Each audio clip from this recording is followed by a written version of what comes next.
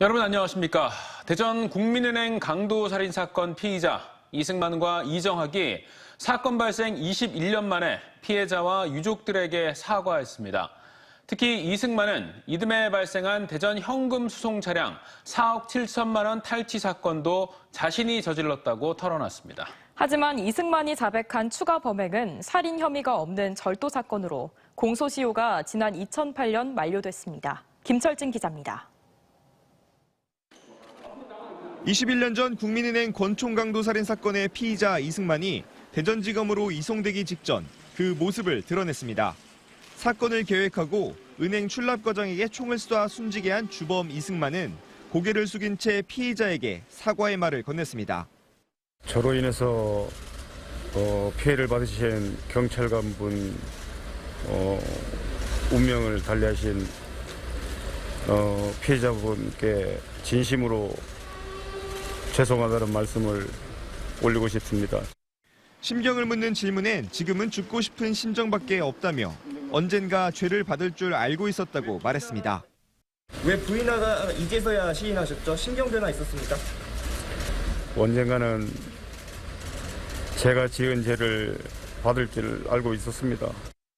같은 시각 둔산경찰서 유치장을 나선 공범 이정학도 검정 마스크를 하고 검정 모자를 눌러 쓴 채 짧은 사과의 말을 남겼습니다.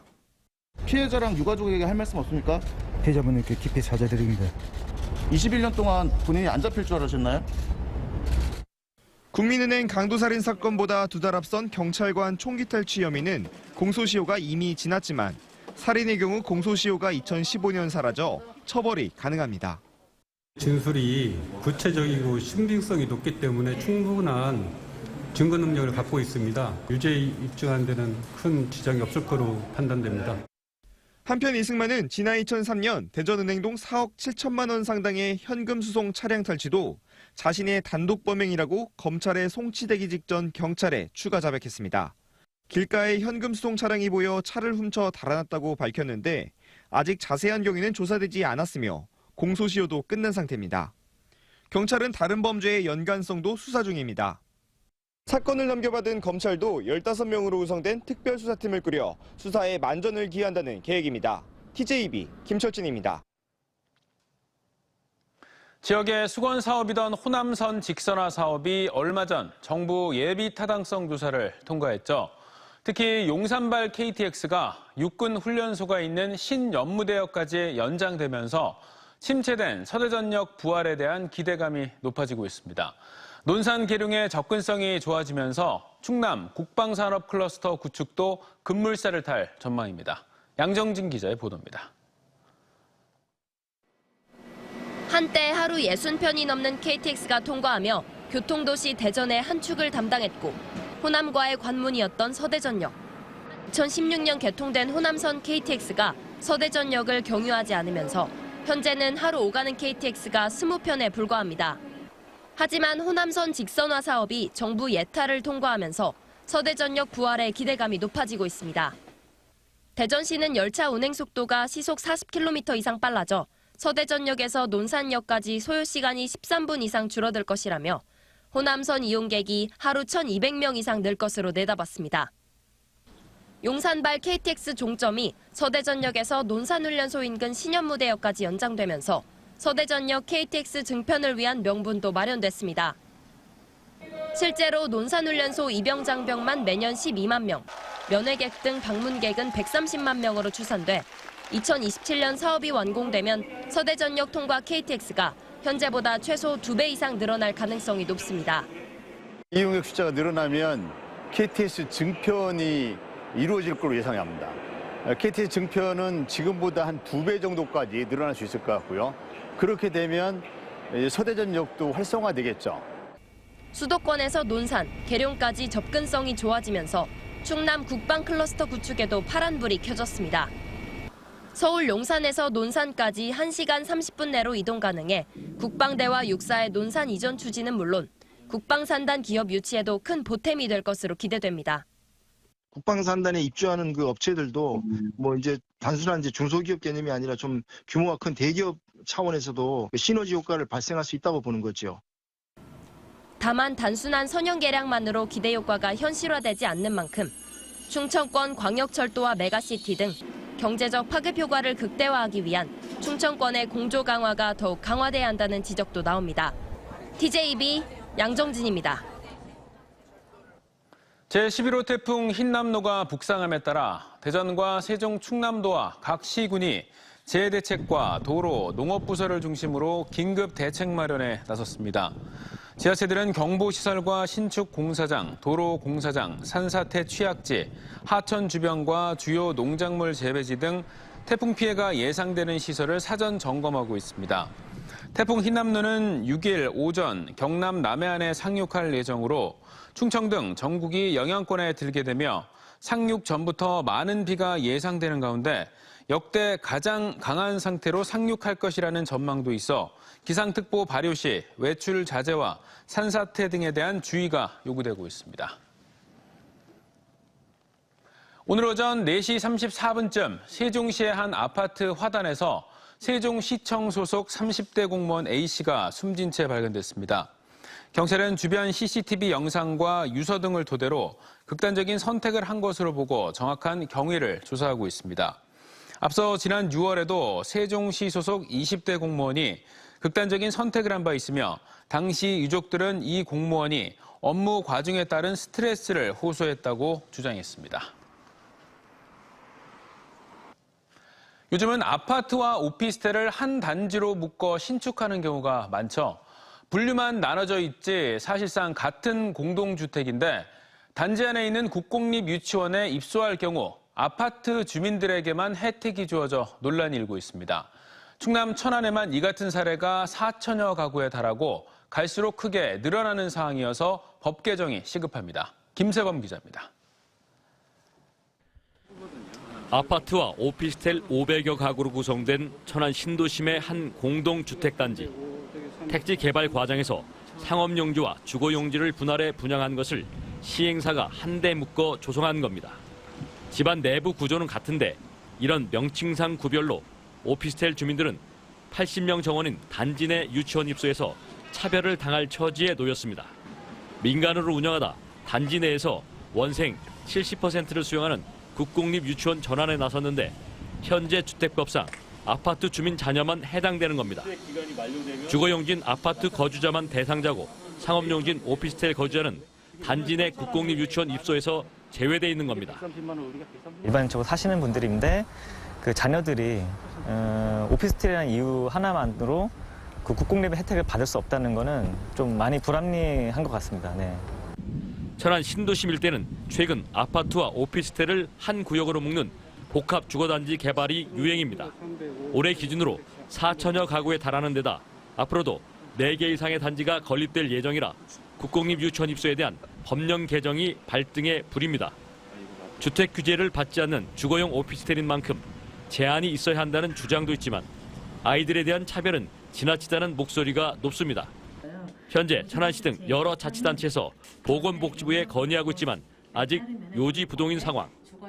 시의회에서도 지속적으로 정부나 그리고 국회에 계속해서 법 개정을 촉구할 거고요. 그리고 또 모든 아이들이 공보육에서 차별받지 않도록 저도 조례 개정에 있어서 최대한 신속하게 준비하도록 하겠습니다. 이와 함께 가구 구조가 아파트와 동일한 오피스텔을 주거단지에 포함해 신축할 경우 상업용지를 주거용지로 변경해 규제를 받는 대신 갈등 요소를 미리 차단하자는 주장도 제기되고 있습니다. TJB 김세범입니다. 국민의힘 안철수 의원은 오늘 충남도의회를 찾아 윤석열 정부의 시대정신과 국정과제란 주제로 특강을 갖고 인수위원장 시절 120개 국정과제를 만든 과정을 소개하면서 지방의원들의 중요성을 역설했습니다. 안 의원은 또 현재 국민의힘 혼란 상황과 관련해서는 법원 판단이 비대위를 인정할 수 없다는 것인데 당헌 당규를 바꿔 비대위를 다시 만드는 건 옳지 않다며 새 비대위 출범에 반대한다는 뜻을 밝혔습니다. 대전시가 중소벤처기업부가 개최하는 소상공인 중소기업 판매전인 7일간의 동행축제와 연계해 9월 한 달간 다양한 소비 촉진 이벤트를 진행합니다. 오는 7일까지 동행축제 기간 구매자에게는 추첨을 통해 500만 원 상당의 경품을 지급하고 전통시장과 상점가에서 지역화폐 온통대전을 사용하면 결제금액 8%의 캐시백 혜택을 받을 수 있습니다. 오늘부터 8일까지 도마큰시장과 중리시장, 태평시장, 한민시장 등 4개 전통시장에서는 국내산 수산물을 구입하면 5,000원에서 최대 2만 원을 온누리 상품권으로 환급해주는 대한민국 수산대전도 진행됩니다. 민선 8기 출범 이후 처음으로 대전시와 지역 국회의원들이 한자리에 모였습니다. 지역 현안을 협의하기 위해서였는데 여당 시장과 야당 의원들의 첫 만남부터 팽팽한 신경전이 펼쳐졌습니다. 서울방송센터 이선학 기자가 보도합니다. 이장우 대전시장과 지역 국회의원들이 국회에서 정책협의회를 열고 민선 8기 출범 이후 2달여 만에 처음으로 마주 앉았습니다. 국민의힘 소속 여당 시장과 지방선거에서 패배한 더불어민주당 소속 국회의원들의 만남인 만큼 시작부터 팽팽한 신경전이 펼쳐졌습니다. 야당 의원들은 먼저 이장우 시장이 전임 시장의 대표 사업인 지역화폐 온통대전 축소 폐지와 최근 논란이 되고 있는 주민참여예산 삭감을 지적했습니다. 온통대전 문제만 하더라도 그 소상공인 자영업자들의 우려가 매우 큽니다. 또 주민참여예산도 이것이 충분한 공론화 과정을 거쳤는지에 대한 그런 의문들이 제기되고 있습니다. 또 민선 8기 대전시 주요 현안 사업이 대부분 건설 사업과 인프라 구축에 집중돼 있다며 시민들의 삶의 질 향상을 위한 정책 개발을 요구하는 등 쓴소리가 이어졌습니다. 다만 지역 국회의원들은 대전 발전에 여야가 따로 없다며 대전시에 서로 소통을 강화해 나가자고 제안했습니다. 대전 충청의 발전과 시민들의 삶의 개선을 위해서는 그야말로 여야가 따로 있을 수 없습니다. 서로가 총체적인 역량을 결집할 때에 그러한 것을 이룰 수 있다.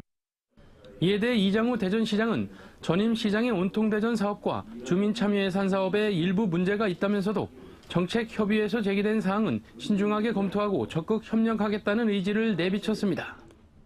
대전 발전을 위해서 우리가 함께 힘을 모으자는 그러기 위해서 선출직에 나온 이상 제가 우리 의원님들하고 최선을 다해서 대전을 키우는데 열심히 해보겠다는 각오의 말씀을 드립니다.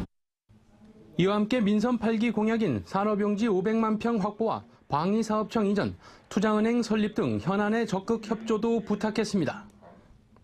여당 시장과 야당 국회의원들의 첫 만남이 다소 경직된 분위기 속에 끝난 가운데 내년 예산 확보 등 산적한 지역 현안을 놓고 양측이 어떤 협력을 이뤄낼지 관심이 모아지고 있습니다. TJB 이선학입니다. 제3회 예산 황새축제가 광시면에 있는 황새복원의 산실인 황새공원에서 오늘 황새 자원복원 행사와 함께 개막해 내일까지 치러집니다. 황새축제는 황새와 생태를 주제로 한 슬라이드와 황새 먹이 미꾸라지 잡기, 황새 삼색 주먹밥 만들기, 친환경 옥수수 구워 먹기 등 다채로운 체험 프로그램으로 진행됩니다. 백제 고도인 공주 제민천 일대에서 오늘 저녁부터 사흘간 문화재 야행 행사가 열립니다. 공주가 보고픈 밤이란 주제로 제민천 일대의 화려한 조명 속에서 무형문화재 공연, 음악회, 관객 참여형 연극 등이 각종 먹거리와 함께 펼쳐집니다. 부여 문화재 야행도 오는 16일에서 18일, 23일에서 25일까지 정림사지와 석탐로 일대에서 열릴 예정입니다. 11,000여 개의 전국 정보통신공사 관련 업체를 회원으로 둔 임직원 100여 명의 한국정보통신공사협회가 오는 2026년까지 세종시로 이전합니다. 세종시와 한국정보통신공사협회는 오늘 이전 업무 협약을 체결하고 조치원읍 서북부지구에 신청사를 건립해 이전하기로 했습니다. 또 청사협회는 정보통신기술 폴리텍대학 교육실습동도 건립하기로 했습니다. 대전시가 추석 연휴 기간 각 구청의 보건소, 검사소를 오전 9시부터 오전 11시 30분까지, 시청 남문광장 검사소는 정오부터 오후 9시까지 운영합니다. 연휴 기간 확진자 관리를 위해 역학조사반 136명이 24시간 근무 체계를 유지하기로 했습니다. 아울러 확진자 가운데 특수치료에 불편함이 없도록 소아치료병상 128개와 투석병상 27개, 분만병상 9개를 확보하고 코로나19 의료상담센터 8곳과 행정안내센터 5곳도 24시간 운영합니다. 최근 보육원에서 보호 중이거나 퇴소한 청년들이 극단적인 선택을 하는 사건이 잇따르는 가운데 대전시가 만 24세 이하 가정밥 청소년 홀로서기 지원 사업을 벌입니다.